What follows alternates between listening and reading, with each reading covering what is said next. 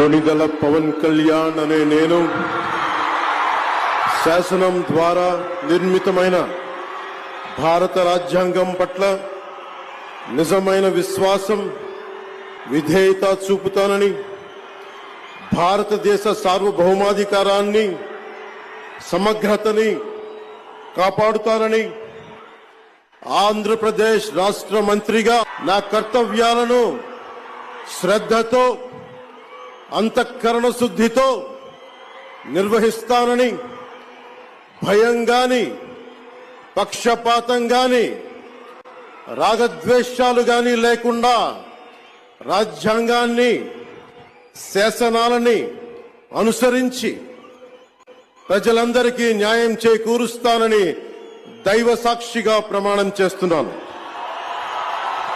కొణిదెల పవన్ కళ్యాణ్ అనే నేను రాష్ట్ర మంత్రిగా నా పరిశీలనకు వచ్చిన లేదా నాకు తెలియవచ్చిన ఏ విషయాన్ని, నా కర్తవ్యాలను సక్రమంగా నిర్వహించేందుకు అవసరమైన మేరకు తప్ప ప్రత్యక్షంగా గాని పరోక్షంగా గాని ఏ వ్యక్తికి లేదా వ్యక్తులకి తెలియపరచనని